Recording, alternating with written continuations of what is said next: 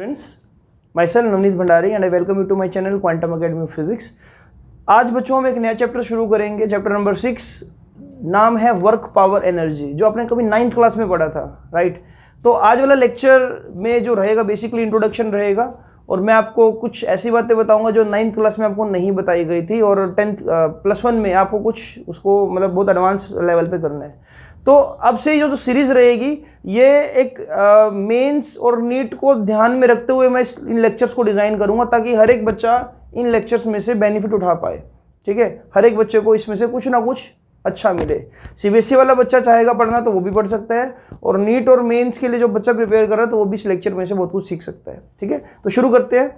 Chapter का नाम है वर्क पावर एनर्जी। तो अगर मैं हेडिंग दूं यहाँ पर, चैप्टर नंबर 6 है ये, और जनरली इसमें से बहुत से अच्छे क्वेश्चन बनते हैं।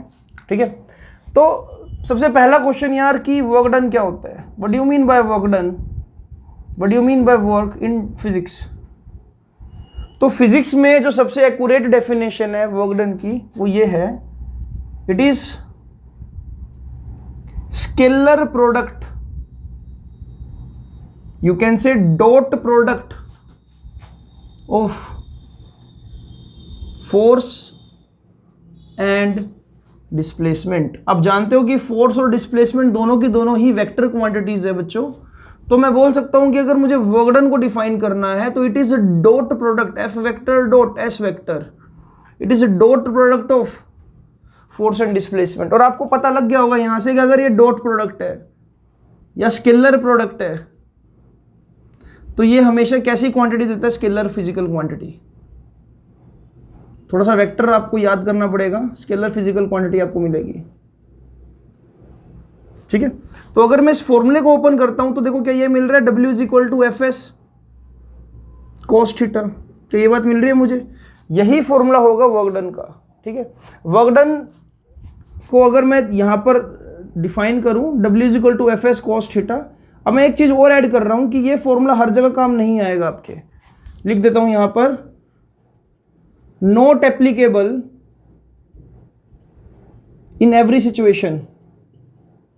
बड़ी स्ट्रेंज बात लिख रहा हूं बट ये बात सच है। ये सिर्फ तब एप्लीकेबल है when force acting on body is constant. When force acting on body is constant, जब आपने एक बॉडी पर कांस्टेंट फोर्स लगाया 5 न्यूटन 10 न्यूटन, ऐसा फोर्स जो चेंज ना हो रहा हो, तभी ये फॉर्मूला एप्लीकेबल। आप समझ जाओगे वेरिएबल और कांस्टेंट फोर्स धीरे धीरे। ठीक है, तो इसलिए जस्ट ये बात लिख लेना यहां पर, हर जगह एफ एस कॉस थीटा आपको सोल्यूशन नहीं देने वाला।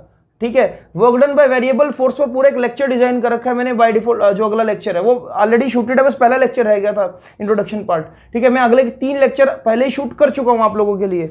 तो इसलिए समझ लो कि ये एफ एस कॉस थीटा जो फॉर्मूला मैंने लिखा है यहाँ पर, ये सिर्फ तब एप्लीकेबल है जब आपने किसी बॉडी पर कॉन्स्टेंट फोर्स लगा दिया है, राइट। अच्छा, तो अब आप जैसा देख पा रहे हो कि वर्क डन के टाइप्स भी है हमारे पास। जैसे कि अगर मैं बोलूं कि पॉजिटिव वर्क डन, देखता हूं कि क्या ये फ्रेम में आ रहा है। हाँ ठीक है, तो वर्क डन पॉजिटिव हो सकता है, पॉजिटिव वर्क डन। तो पॉजिटिव वर्क डन कब होगा, जब थीटा की वैल्यू क्या जाए 0 डिग्री, राइट। मैं बोलूं व्हेन फोर्स एंड डिस्प्लेसमेंट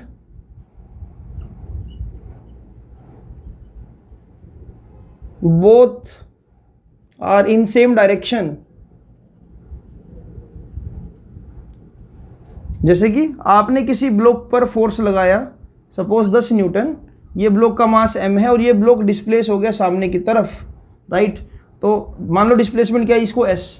तो आप बोल दोगे कि इस केस में जो वर्क डन हुआ बच्चों वो क्या हुआ, एफ एस कोस 0 डिग्री, जिसकी वजह से आप लिख सकते हो simply F S is equal to और W is equal to F S. This is basically positive work done. और यू कैन से एक एग्जांपल है पॉजिटिव वर्क डन का। बहुत सारे एग्जांपल हो सकते हैं यार, जब भी आप फोर्स लगाओ और आपके डायरेक्शन में ही, आपके फोर्स के डायरेक्शन में ही ऑब्जेक्ट की मूवमेंट हो, तो आप बोलोगे कि आपने पॉजिटिव वर्क किया, आपके लिए चीजें पॉजिटिव हुई है। ठीक है, इसको मैं रब कर रहा हूँ फिलहाल और सामने एक्सप्लेन कर रहा हूँ सारा कुछ।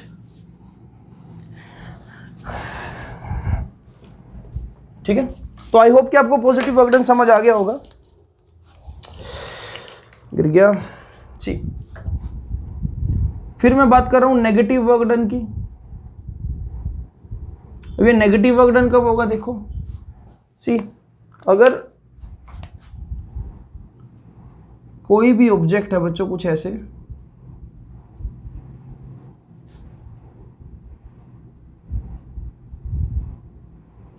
इस ऑब्जेक्ट को एक पर्सन अपनी तरफ खींच रहा है, मान लो 10 न्यूटन फोर्स से, और इसी ब्लॉक को एक पर्सन खींच रहा है 20 न्यूटन फोर्स से अपनी तरफ। ब्लॉक भी 10 kg का है।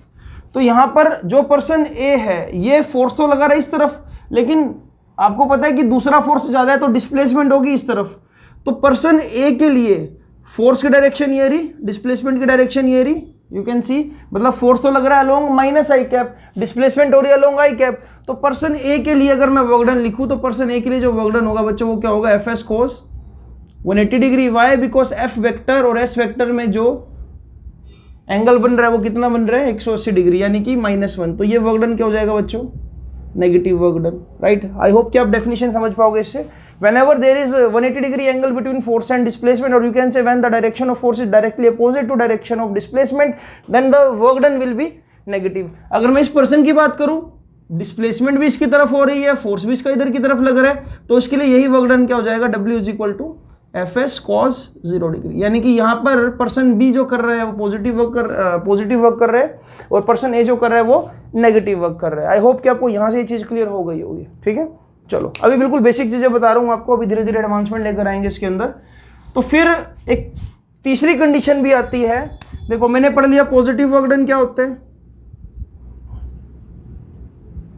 मैंने नेगेटिव वर्क डन को समझा क्या होता है।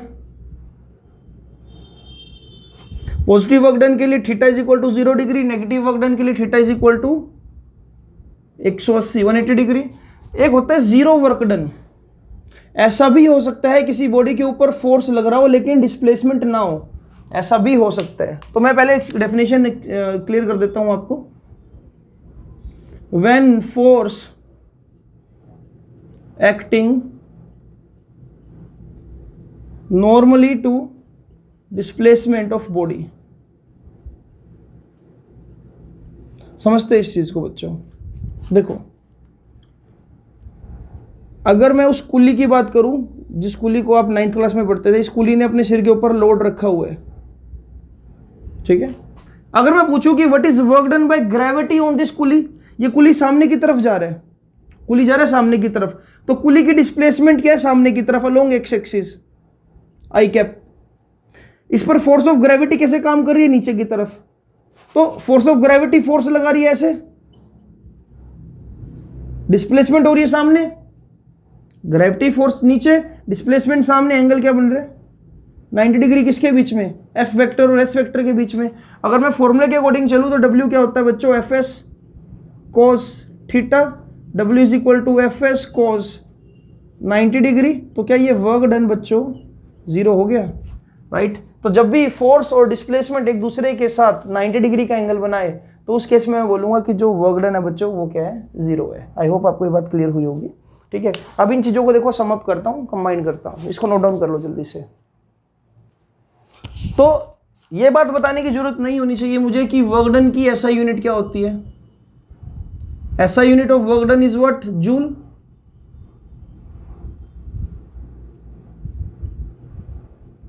है ना। और सीजेस की बात करूं तो क्या होगी, अर्जिस। मतलब जूल कब होगी, जब फोर्स किस में हो, न्यूटन में, और डिस्प्लेसमेंट किस में हो, मीटर में, राइट। और अर्जिस कब होगी, जब फोर्स किस में हो, डाइंस में, और डिस्प्लेसमेंट किस में हो, सेंटीमीटर में। तो ये बात भी लिख लेना, काम आएगी, ठीक है। अब कुछ देखो रैंडम एग्जांपल से समझते हैं, ठीक है। देखना अब मजा आएगा करने में। अगर मैं आपको बोलूं कि अर्थ सन के अराउंड रिवॉल्व कर रही है, right. What is work done by gravity, see. क्या फोर्स ऑफ ग्रेविटेशन अंदर की तरफ लग रहा होगा, what is work done by gravitational force अंदर की तरफ। और अगर मैं डिस्प्लेसमेंट देखूं, टेंजेंट ड्रॉ कर दूं ऐसे, जब टेंजेंट ड्रॉ करूंगा हर पॉइंट पर तो मुझे ये समझ आएगा कि फोर्स और डिस्प्लेसमेंट में हर वक्त जो एंगल बन रहा है वो क्या बन रहा है बच्चों, 90 डिग्री बन रहा है। तो ये भी एक जीरो वर्क डन का एग्जांपल हुआ कि एक्चुअल में फोर्स तो अंदर की तरफ लग रहा है लेकिन डिस्प्लेसमेंट तो परपेंडिकुलर है। So this is also example of zero work done. ठीक है, अब एक क्वेश्चन ही करते हैं सीधा सीधा, जहां से हम क्या इसको और बेटर तरीके से समझ पाए, है ना। अगर मैं आपको ये एग्जांपल दूं बच्चों, सी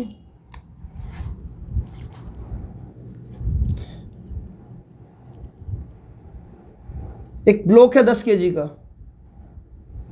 उसको हमने सामने की तरफ फोर्स लगाया, अप्लाइड फोर्स, AF लिख रहा हूं, अप्लाइड फोर्स 10 न्यूटन, ब्लॉक भी 10 kg का, सरफेस में फ्रिक्शन भी है, कोफिशिएंट ऑफ फ्रिक्शन है मान लो 0.5। ठीक है, मैं पूछना चाह रहा हूं, बताओ मुझे वर्क डन कितना होगा by first point gravity, second point friction, third point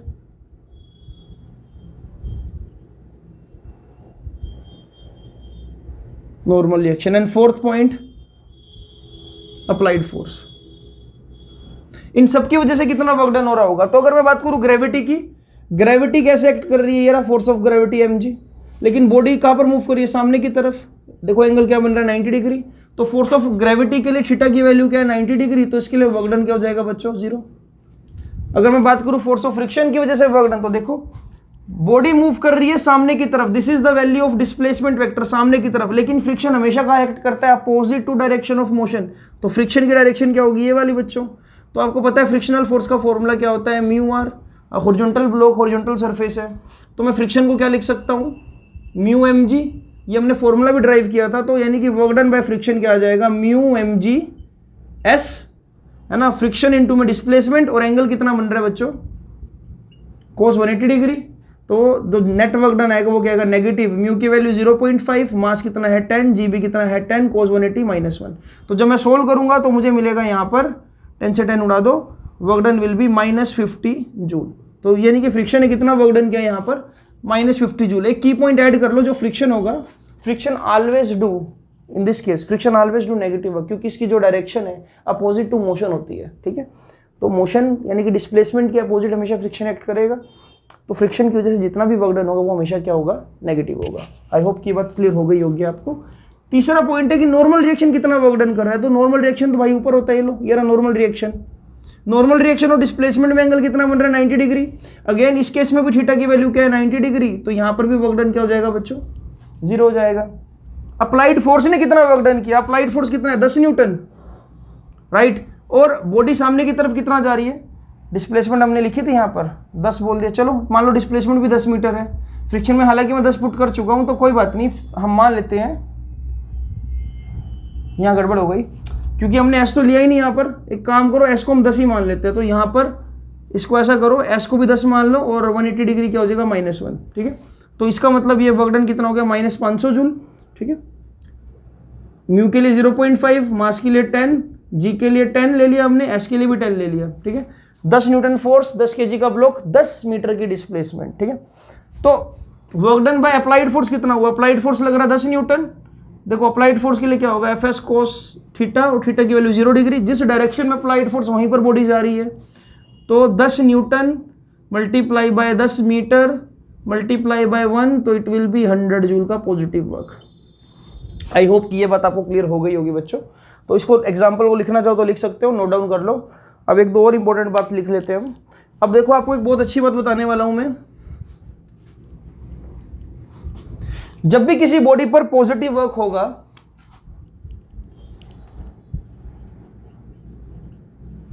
when work done is positive, जब भी वो पॉजिटिव वर्क डन होगा,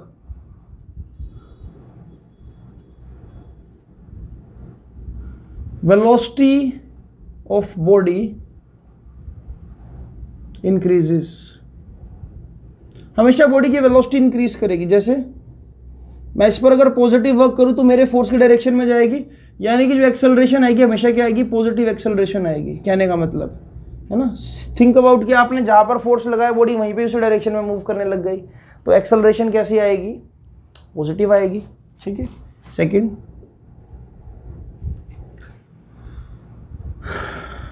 when work done is negative,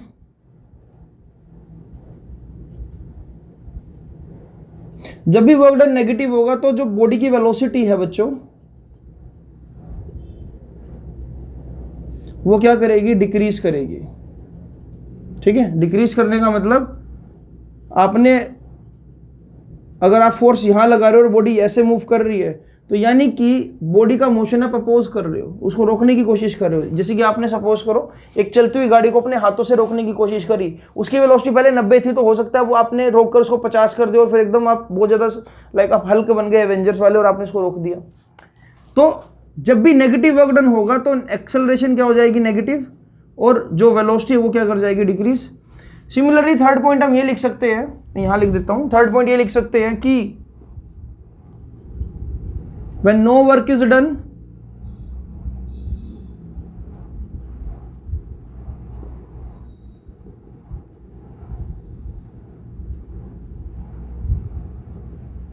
velocity of body does not change, body की velocity change नहीं होगी। ठीक है, जब भी कोई वर्क डन नहीं होगा, देखो बॉडी जा रही है सामने की तरफ, फोर्स लगा रहे हो नीचे, क्या फर्क पड़ने वाला है, कुछ भी नहीं। देखो ना, अर्थ के ऊपर जीरो वर्क डन हो रहा है फोर्स ऑफ ग्रेविटेशन से, कि अर्थ की स्पीड कम या ज्यादा हो रही है। आज से 100 साल पहले भी 365 दिन का एक साल था, 1000 साल पहले भी 365 दिन का एक साल था। ग्रेविटी तो तब भी फोर्स जो सन का ग्रेविटेशनल फोर्स है जो अर्थ को अट्रैक्ट कर रहा हो तो पहले भी था। क्या अर्थ का टाइम पीरियड चेंज हुआ, क्या अर्थ की वेलोसिटी इंक्रीज या डिक्रीज हुई, नहीं। तो जब भी वर्क डन जीरो होगा किसी भी बॉडी पर किसी भी फोर्स की वजह से, तो बॉडी की वेलोसिटी कभी चेंज नहीं होती। तो ये बातें लिखने वाली है, इसको नोट डाउन करते रहो। अब कुछ अच्छे एग्जांपल्स पर आते हैं हम, इसको जल्दी से लिख लो। एक और एग्जांपल से देखते हैं बच्चों क्वेश्चन को। मान लो कि हमने एक पुली से एक 10 kg का ब्लॉक बांधा और यहां पर बांधा एक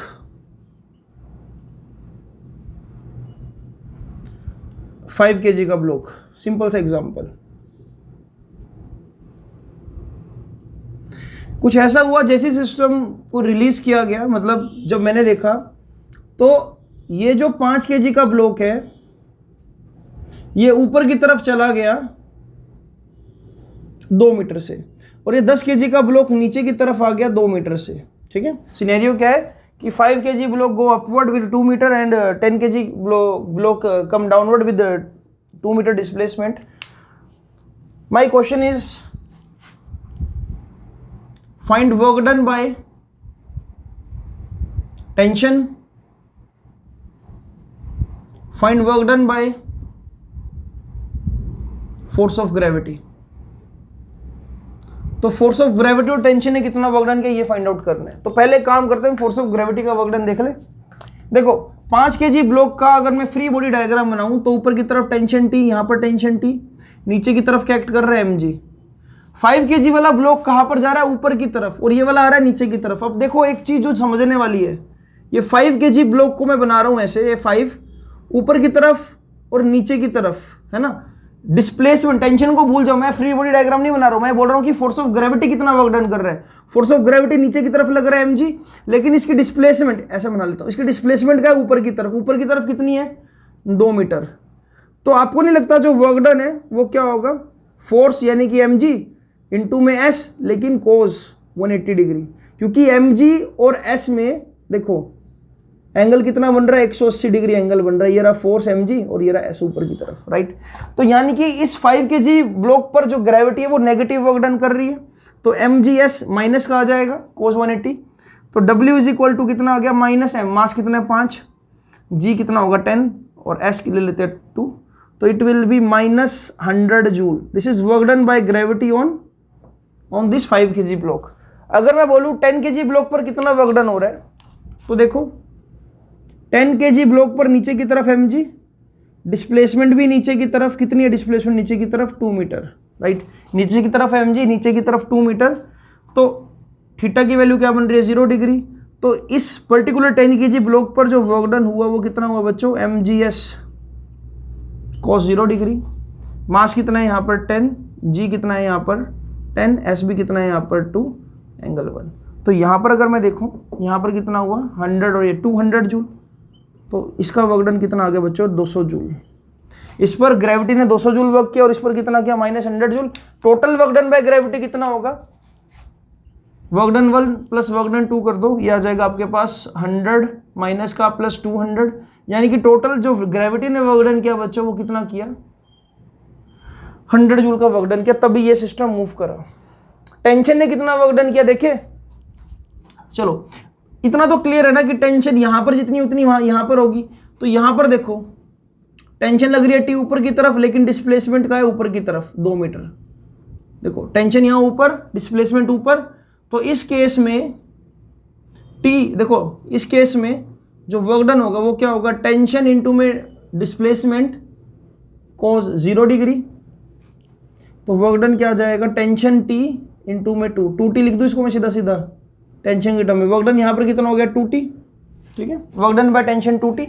अगर 10 kg ब्लॉक की बात करूं तो 10 kg ब्लॉक पर टेंशन ऊपर की तरफ, लेकिन ब्लॉक जा रहा है नीचे की तरफ, कितने से जा रहा है 2 मीटर से।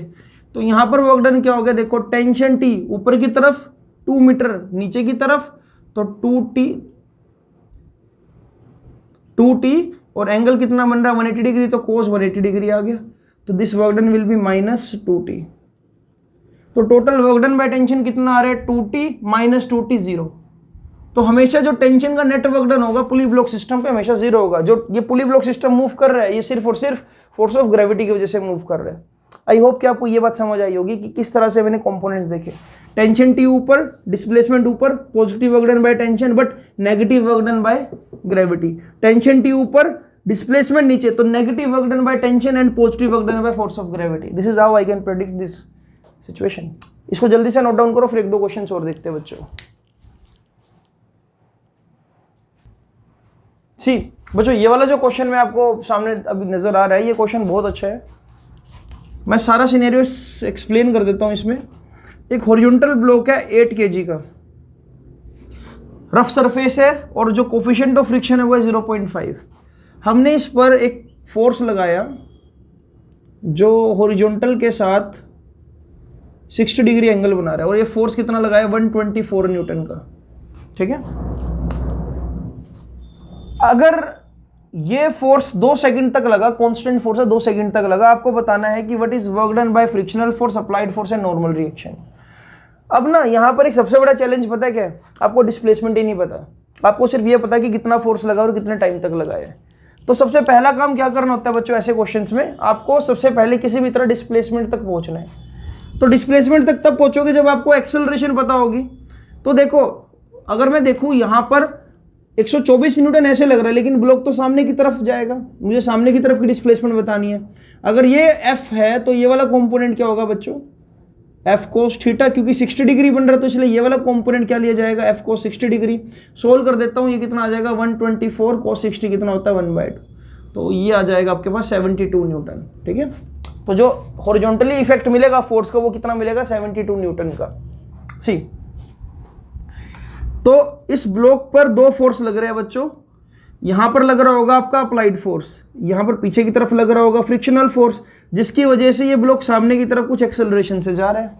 तो अगर आपको एक्सेलरेशन निकालनी है तो आप क्या लिखोगे, मास इनटू एक्सेलरेशन। देखो कंपोनेंट बनाओ यार, applied force minus frictional force will give this mass acceleration, यही बनाना। देखो पीछे की तरफ क्या लग रहा है फ्रिक्शन, सामने की तरफ अप्लाइड फोर्स, ब्लॉक जा रहा है सामने, तो एक्सेलरेशन क्या आएगी F अप्लाइड फोर्स कितना है 72। फ्रिक्शनल फोर्स क्या होता है, हॉरिजॉन्टल सरफेस है तो ये R, नीचे की तरफ mg, आपको पता ही है 10 बार आप पहले भी कर चुके हो, mu mg divide by total mass m। इसको सोल्व करोगे बच्चों तो सोल्व करके वैल्यू डाल दो ना, यहाँ पर देखो 72 माइनस म्यू की वैल्यू कितनी है 0.5, मास कितना है 8, जी कितना है 10 डिवाइड बाय मास कितना है 8। जब आप इस फैक्टर को सोल्व करोगे तो जो एक्सेलरेशन मिलेगी आपको 4 मीटर पर सेकंड स्क्वायर मिल जाएगी, राइट। यानी कि ब्लॉक जो सामने की तरफ जा रहा है एक्सेलरेशन कितनी है 4 मीटर पर सेकंड स्क्वायर। आई होप कि आपको ये बात समझ आ गई होगी एक्सेलरेशन निकालने का तरीका। अब थोड़ा सा इसको और देखो डिटेल में करते हैं, ये आपको अभी फ्रेम में मिल जाएगा क्वेश्चन, ये लो, ठीक है।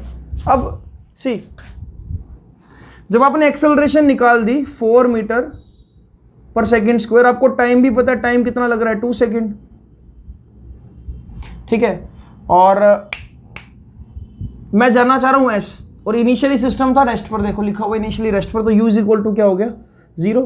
तो s is equal to u t plus half a t square लगाऊँ तो ये बचेगा s is equal to half a t square. तो s कैसे निकाल लिया हम 1/2। एक्सेलरेशन कितनी है 4 और टाइम कितना है 2 का स्क्वायर। तो जो डिस्प्लेसमेंट आई बच्चों वो कितनी आई 8 मीटर आ गई, यानी कि ये ब्लॉक जो है 8 मीटर तक आपने खिसकाना है। अब आपको जब ये पता लगी कि 8 मीटर तक खिसकेगा तो देखो work done by normal reaction कितना होगा। नॉर्मल रिएक्शन हमेशा देखो, नॉर्मल रिएक्शन ऊपर की तरफ r, डिस्प्लेसमेंट सामने की तरफ।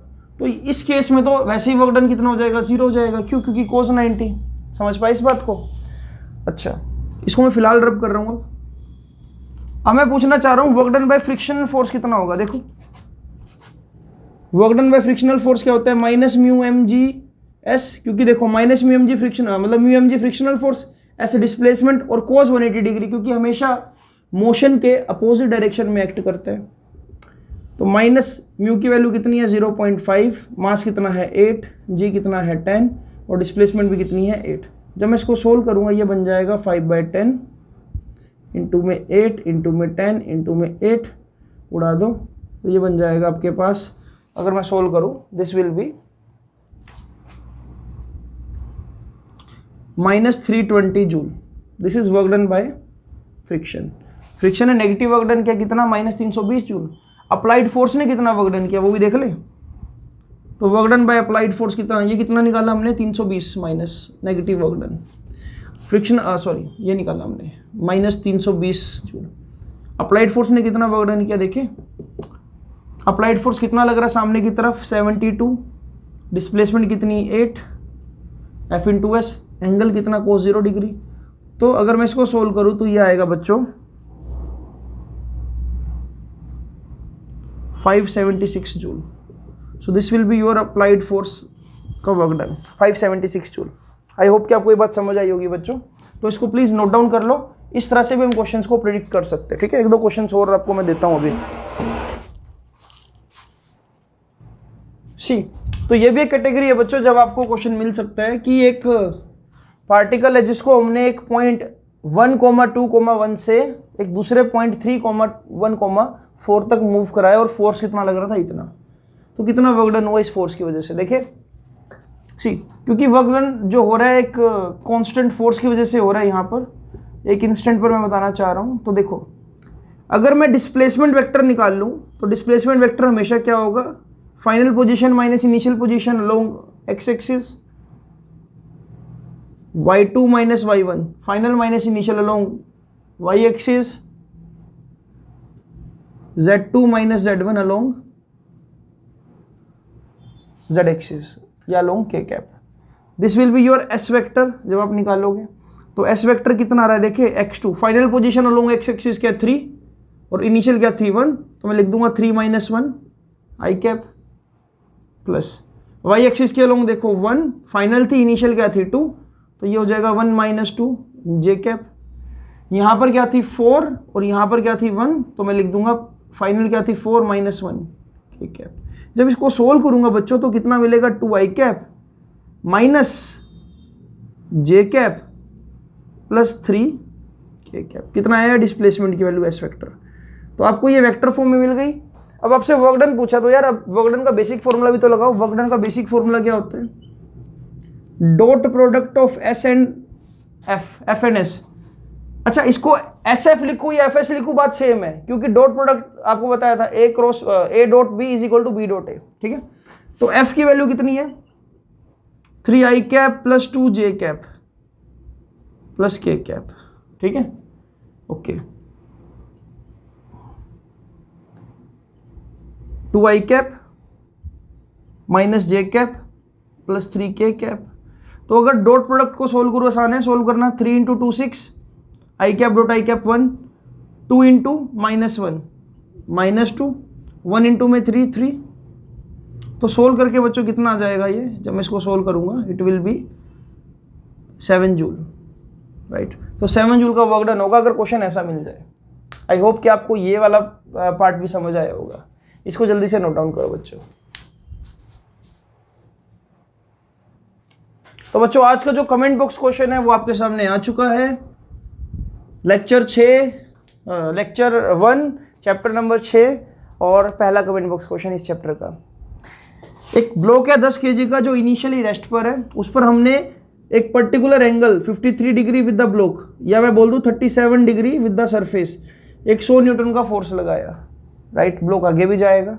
सरफेस रफ है जिसका कोफिशिएंट ऑफ फ्रिक्शन है 0.5। मेरा क्वेश्चन आप लोगों से ये है कि यहां पर फ्रिक्शनल फोर्स और अप्लाइड फोर्स ने कितना वर्क डन किया 2 सेकंड में। ठीक है, ये बिल्कुल वैसा ही क्वेश्चन है जैसा मैंने आपको भी थोड़ी देर पहले कराया था।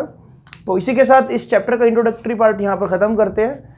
आज मैंने आपको जो वर्क डन समझाया वो एक कांस्टेंट फोर्स की वजह से था। अब मैं आपको अगला लेक्चर जो होगा उसमें ये भी बताऊंगा कि जब वर्क डन वेरिएबल फोर्स से निकाला जाए, मतलब ऐसा फोर्स जो पोजीशन के साथ चेंज हो, उस केस में हम कैसे वर्क डन निकालते हैं। तो इस लेक्चर को यहीं पे फिनिश करते हैं। कमेंट बॉक्स क्वेश्चन का आंसर करो और चैनल को आप, अगर आप नए हो तो प्लीज़ सब्सक्राइब जरूर करो इस चैनल को, और इन वीडियोस को अपने रिलेटिव्स तक पहुंचाओ जिनको इन वीडियोस की ज़रूरत है, जिनका सिलेबस पीछे रह गया है और जो इन कंसेप्ट्स को समझना चाहते हो। Thank you so much for watching this.